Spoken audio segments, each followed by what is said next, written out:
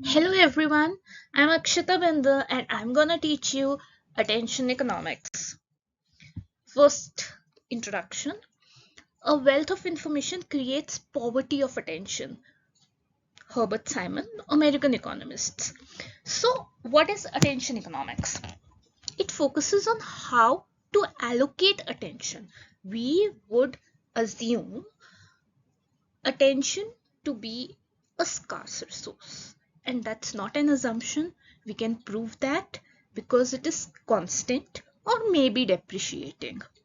So, attention economics focuses on how to allocate attention across various activities like media, advertisement, entertainment, and others. Initially, when we used to learn economics, we say that time is a scarce resource and we have to allocate time to different activities like playing, watching a video, watching television, or going to classroom. Then we moved on to money. That money is a scarce resource. I have 10 rupees. I can buy a pen or I can buy something else. But now we have to dwell into the theoretical foundation, empirical evidence, and practical application of attention economics because this is the need of the hour. Let's understand what is attention economics. Starting with an economy where currency does not exist, how do you trade? Initially we used to study like this only, na, ki okay, we do not have an economy, so there was barter system, then there was downfall of barter system when currency came up, then in currency there were gold reserves, mercantilism came up, and then different economic thoughts came up and cognitive biases came with Richard Thaler, Simon, and other economists. So what are we doing? Basically, we are in attention economy also. We are bartering with our personal data for information or to get a service. Maybe we visit a website application, so we continue to give our personal data.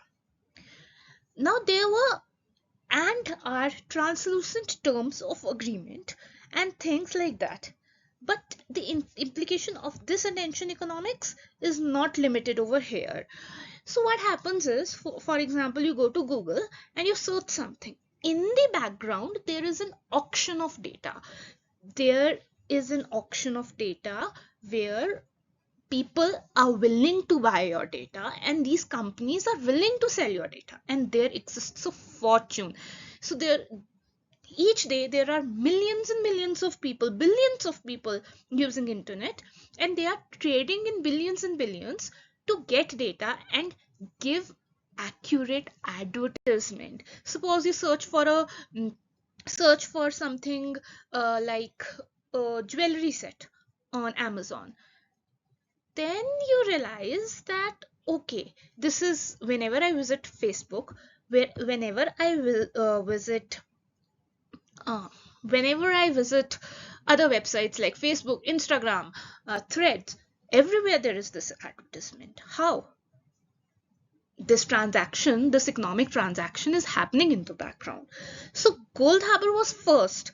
He was a computer scientist and an economics and an economist who has defined attention economics as the attention economy is an economy in which the scarce resources is not money or labor or raw material, but attention itself.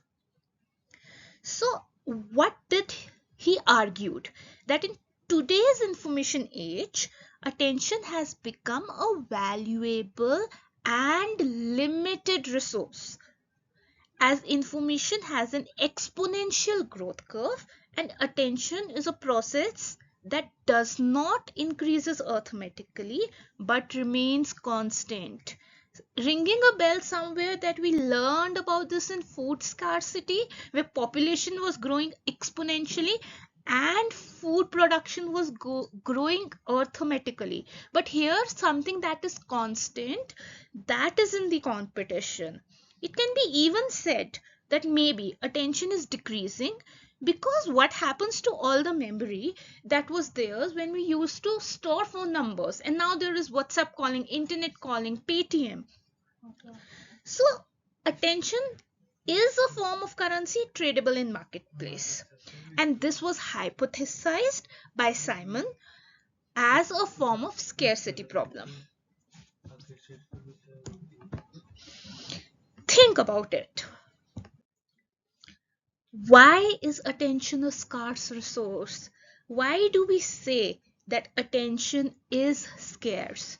Because of the emergence of information economy. Remember the Schumpeter's model where innovation occurred. So why did that occur? And why are we here today? Because today's driving force is not labor in the economy. It's not machinery as much as it's information and the AI. So the data, what is information? It is the data available to individual firms or government at the time of economic decision. So it refers to economics and statistics, collection, use, interpretation of those statistics, but more advanced. So I'll just give you a very basic example of the AdTech model, which runs in the background. So when you search on Google, the information that is available to Google is set for auction, and this auction takes place as you are loading a website. The information can be released to the advertiser. For example, if you visit the Economist page and try to say, they say that we have a partner agreement with 170 companies, and AI also so far does not guarantee any thing. It takes that information and sends it to a third party, and no liability will be taken by the AI robot or the company of production. So they say that now they can conduct economic transaction from this data. Do we have a way out? Because now they say that okay, we are not liable for it. Neither our robot, neither our company is liable for any leak of information. And then they'll tell you to go to our privacy information and everything. So is there really a way out? See over here, I have just, like, when we visit a website, we say, oh my god, there's nice poor people asking for permission, and they literally say we value your privacy. Privacy. We use data to create the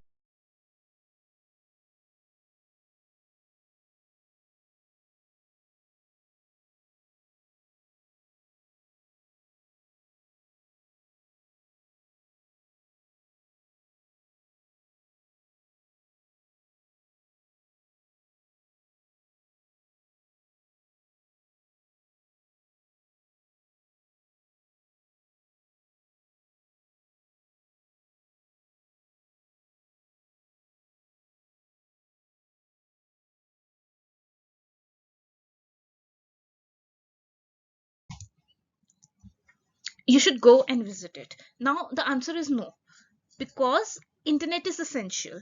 So more of information they have about us, they will be better at their work of creating ads and taking our attention, and this takes place billions and billions of times a day, and it's all in the background. Alphabet, Meta, Facebook takes millions for this, and the information economy is worth a fortune. Now, do you even know what is an information agreement? An agreement by number of firms to provide one another with information on their prices, discounts, and conditions of sale, and customers is silent. This information is usually provided through a trade association either before or after the changes are made. Is there a trade association? And if it is there, will they come up with it upfront? We don't know. While such an exchange of information is not itself a restrictive practice, it could assist to collusion. So in UK, these agreements are required to be registered with the Office of Fair Trade and may be referred to as restrictive practices code. In other countries, we'll discuss in future. So what is information economy? We know attention economics, we know information economics, we know what is it all going about by now. So information consumes attention of the recipient. Hence, a wealth of information creates a poverty of attention. This we studied. This was the Simon definition. Do you remember the Goldhaber definition? He argued that the economics of industrializing nations shifts dramatically.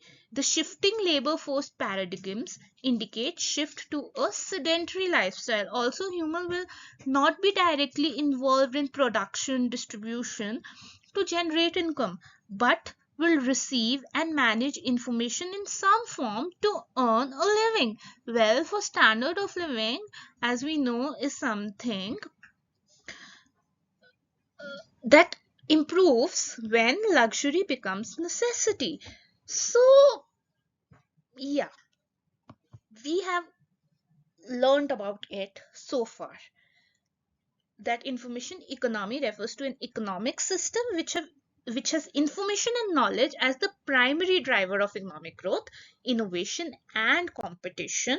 Now we want to learn what is data value chain, like supply chains. Can I benefit from it? All this information that is there, what does it says about me? What does it says about others? How much does it influence our decisions? Is buyer's remorse something that does not relies on me? Now we will address this in our next upcoming session. So stay tuned.